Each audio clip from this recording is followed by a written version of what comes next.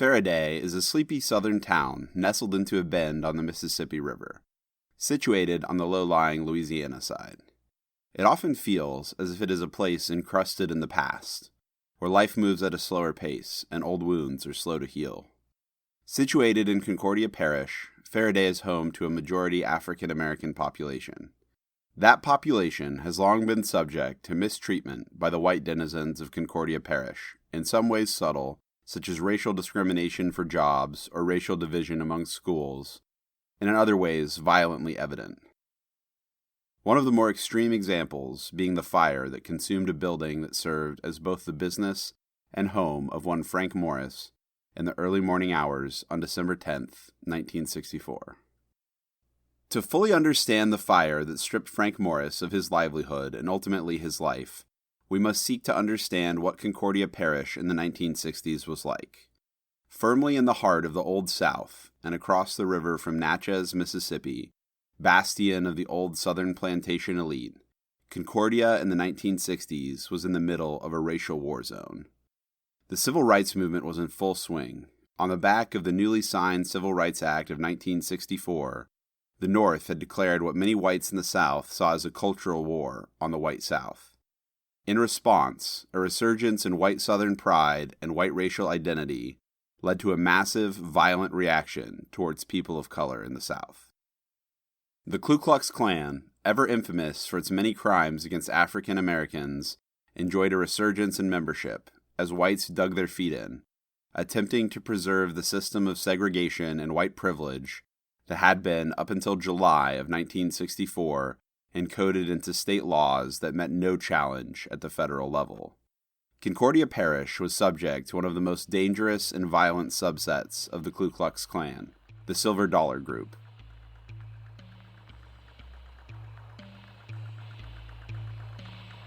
Hi, I'm your host, Zach Williams. Welcome to Compulsion.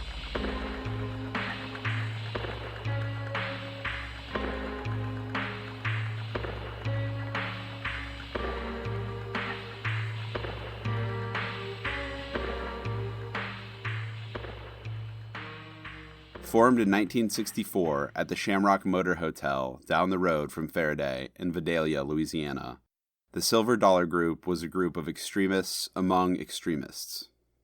Not officially sanctioned by the KKK, yet formed entirely by its members, the Silver Dollar Group's aim was to support Klan goals and enforce Klan views by any means necessary, which usually meant engaging in violent acts that the KKK would not officially sanction for fear of retribution from law enforcement. The group was small, having only around 20 members at any given time, and they are called the Silver Dollar Group because of their practice of being given upon initiation and always carrying upon their person a silver dollar that symbolized their membership to other group members. Frank Morris was a well-known figure, not just in Faraday, but in the surrounding areas as well.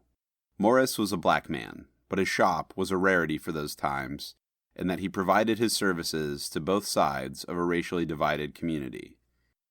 In addition to running his shoe shop, which also served as Frank's primary residence, Morris hosted a gospel radio program broadcast throughout the area. Frank had learned the ins and outs of the shoe business from his father Sullivan, who operated his own shoe shop across the river in Natchez. Frank had opened his shop in the late 1930s in Faraday. Not only did he serve the community by selling shoes, but he also repaired shoes and saddles, sold jewelry, hats, and other articles of clothing. His shop experienced a great deal of success and was known by his tagline, "Open every day and half the night," which was featured in the ads he ran in the local newspaper, the Concordia Sentinel. Many local young black men had their first paying job helping out at Frank Morris's shop. He owned the land that his shop was built on and always paid his bills on time. Though he had a good reputation amongst the community, Stanley Nelson, the editor of the local newspaper, the Concordia Sentinel, who would be instrumental in the most recent developments in Frank's case, uncovered in his research the underlying views of the black community at the time that Morris was perhaps too shocking to whites. On his radio show, he would sometimes dedicate songs to white women, and Frank would often lean into white women's cars and occasionally even sit in their passenger seats. It is indicative of just how terribly segregated the South was in the 1960s that these seemingly innocent acts were remembered by the black community as scandalous.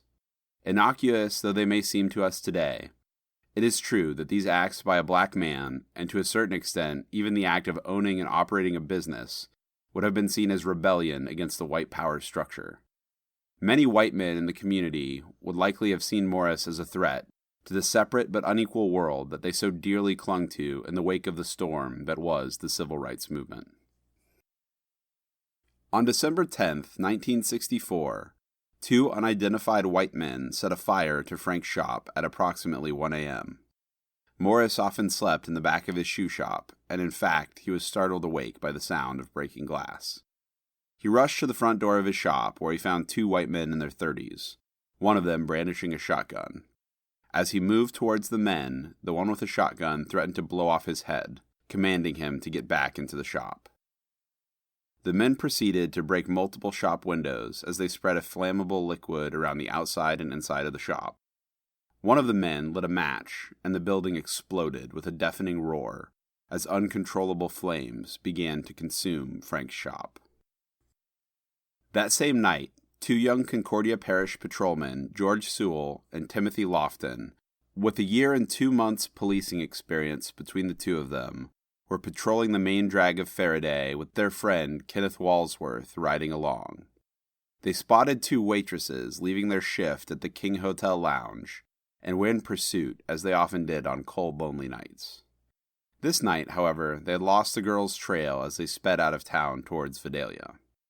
The officers headed back, and they rounded a curve at the lumberyard at the edge of town. They noticed a strange red glow a few blocks up the street. As they got closer to what used to be Frank's shop, piles of cinder blocks and splintered glass littered the street. And Sewell recalled the scene later on in an interview with Stanley Nelson, stating, quote, "Lord, this was no fire. This was an explosion. The shop was fully engulfed by flames."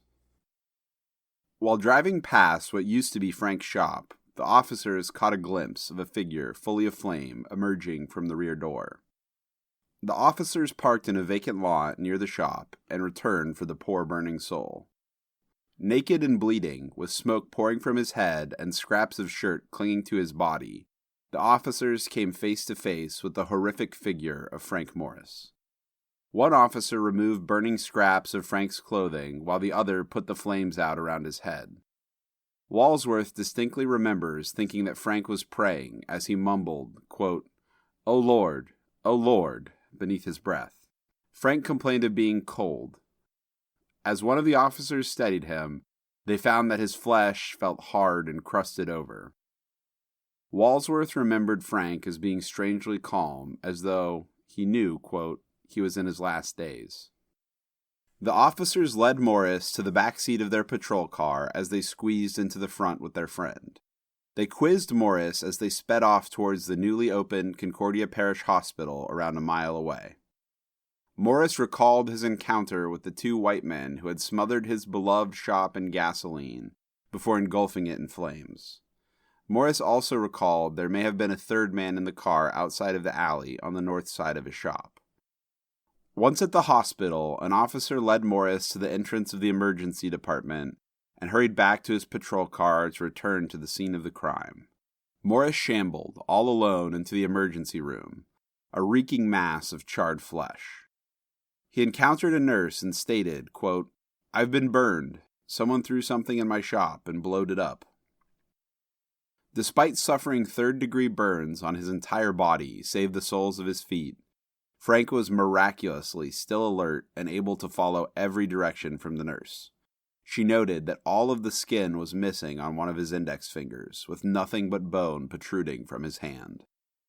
Morris would spend 4 more agonizing days on his back in room 101 of the Concordia Parish Hospital.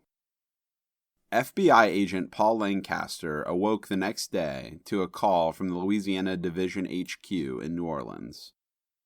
Lancaster was the senior resident at the Alexandria office, which sits 50 miles west of Faraday. He was instructed to hurry to the hospital to interview Frank, Lancaster arrived with his IBM dictaphone, a portable recording device that he used to get witness statements. Upon setting his eyes upon Frank, the grave situation became all too clear. Frank would likely die very soon. The gravity of the situation sat heavily upon Lancaster. This was the very first time in the history of civil rights-era murders that the victim of what was likely a racially motivated attack had lived long enough to possibly identify his attackers by name, and he was hopeful that Frank would be able to do just that. Lancaster also knew that it was likely that the local police department would not be able to solve the arson, and in fact may end up obstructing any probe into the investigation, as it was routine for local police to notify Klansmen of Bureau activities if those local law enforcement arms were not outright infiltrated by the Klan. None of that would matter, however, if Lancaster could record Frank's voice naming his killers. Federal prosecutors would be able to use that very recording as legal evidence in court. While Lancaster waited with his IBM dictaphone, a stream of various visitors connected to Frank through blood or friendship rotated in and out of his hospital room. Each and every visitor urged Frank to identify his assailants, but he could do little more than state that it was, quote, two white friends. Many of Frank's closest friends held regret until their dying day that he was unable to identify his attackers. The day after the arson, the Concordia Sentinel ran a 3-paragraph story detailing the arson of Frank's shop. Several point to the very presence of Lancaster in the room as the determining factor that prevented Frank from identifying his killers. Mistrust in police ran deep in the black communities of the South, for they were just as, if not more likely, to bring torment upon them as justice and security.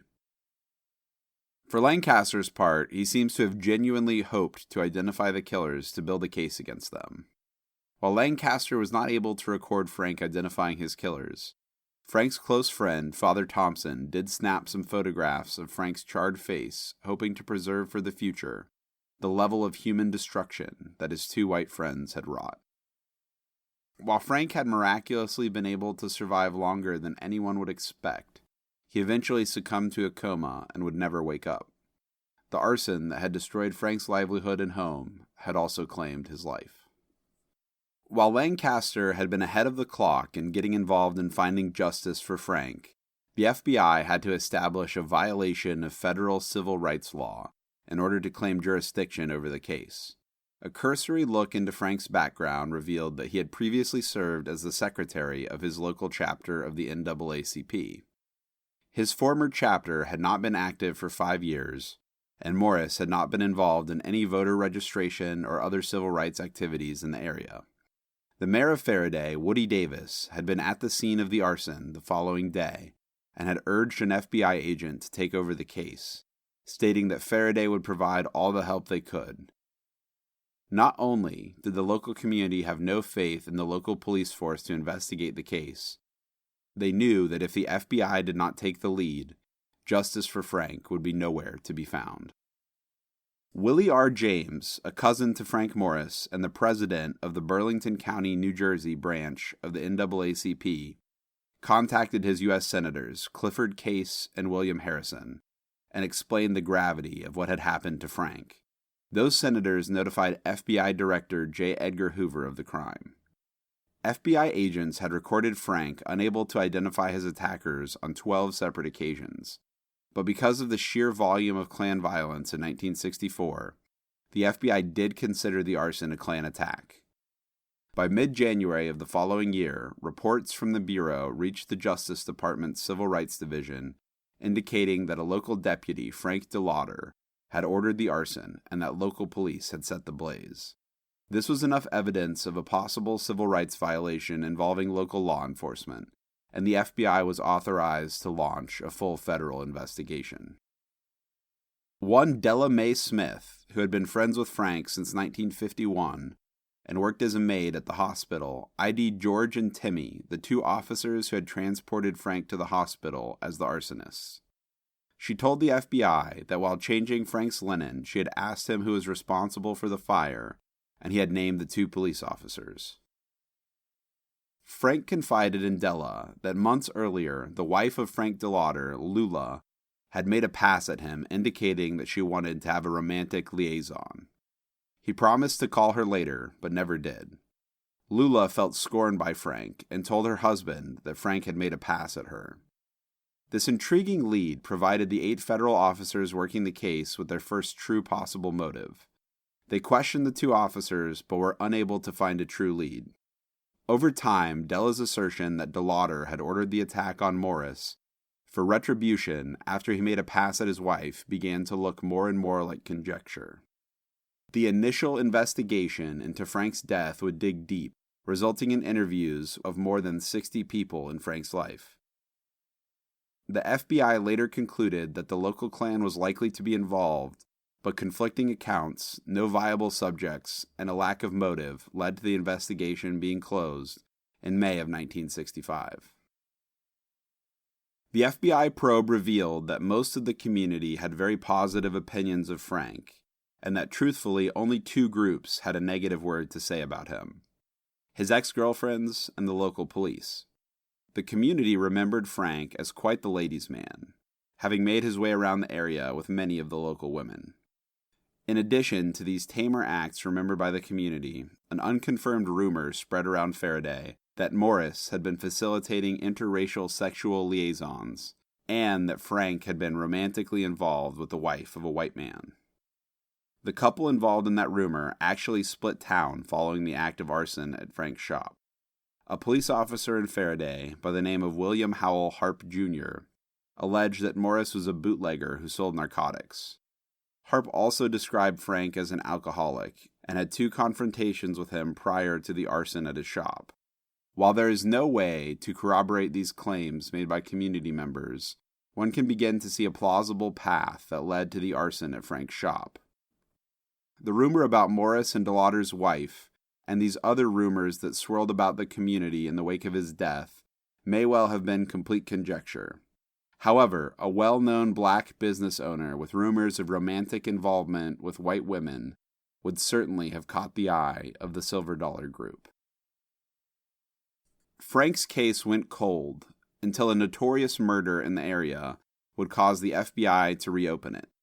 On February 27, 1967, Warless Jackson, an employee at Armstrong Tire and Rubber Company in Natchez, Mississippi, was killed when a bomb exploded under the hood of his car while driving home. It is believed that Jackson was targeted by the Silver Dollar Group because he had recently been promoted into a position that had never before been held by an African American.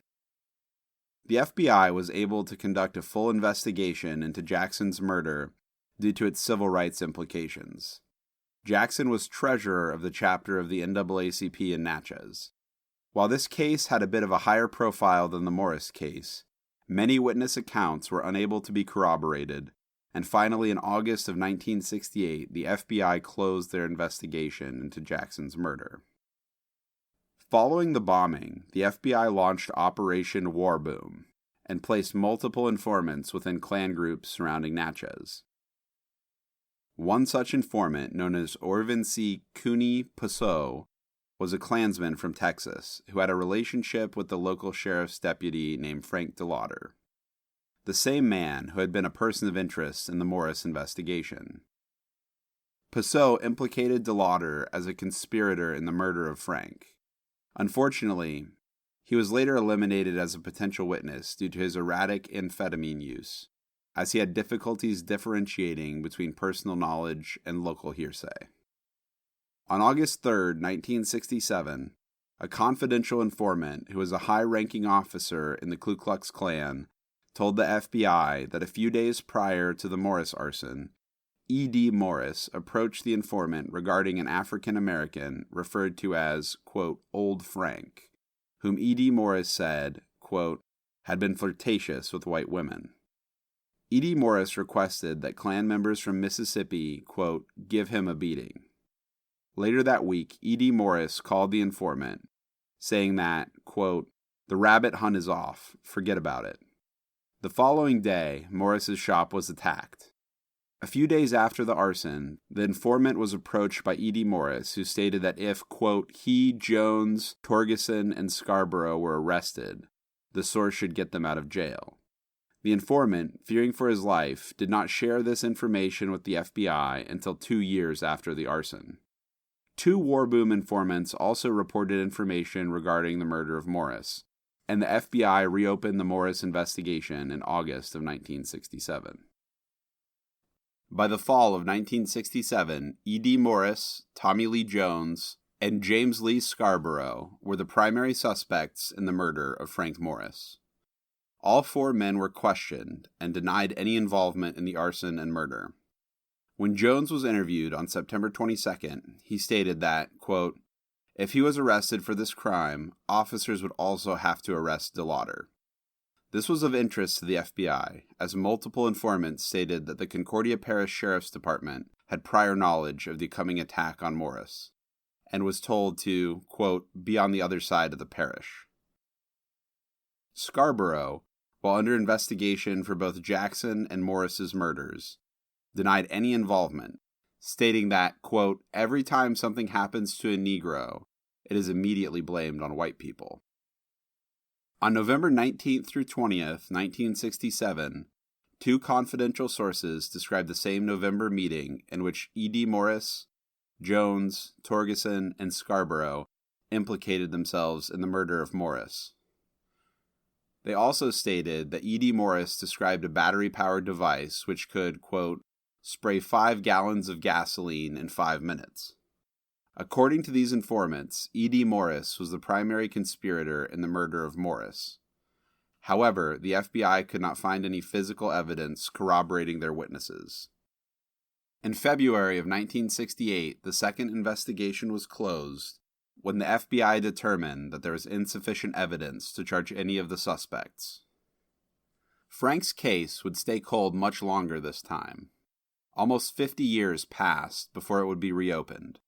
The FBI reopened the Frank Morris investigation in 2007 as part of the Civil Rights Era Cold Case Initiative.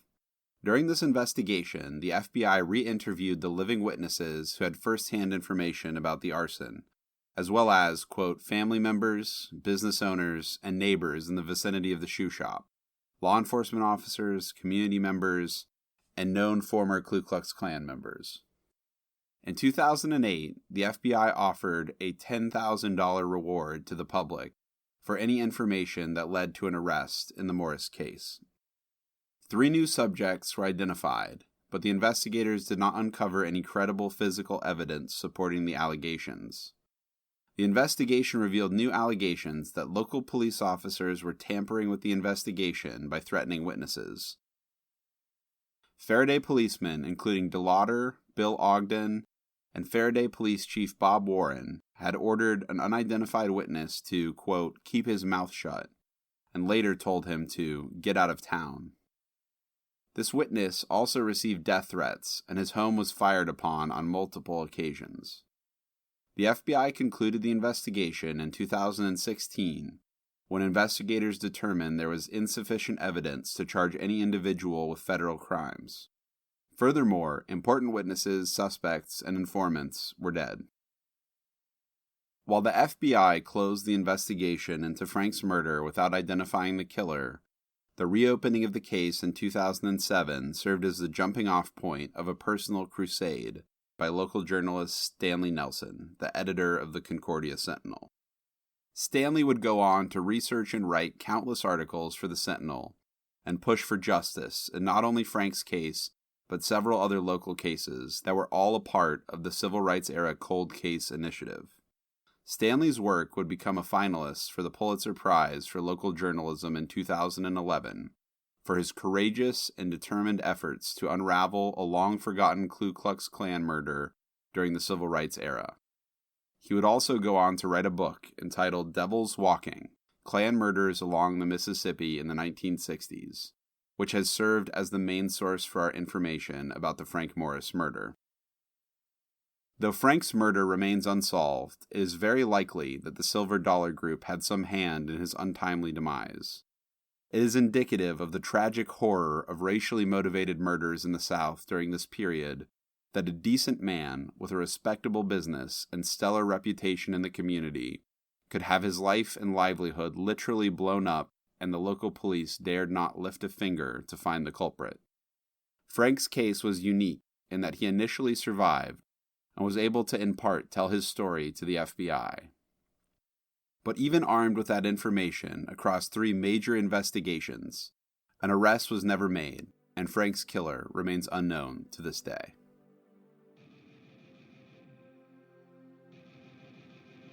Music is provided by Hexsystem.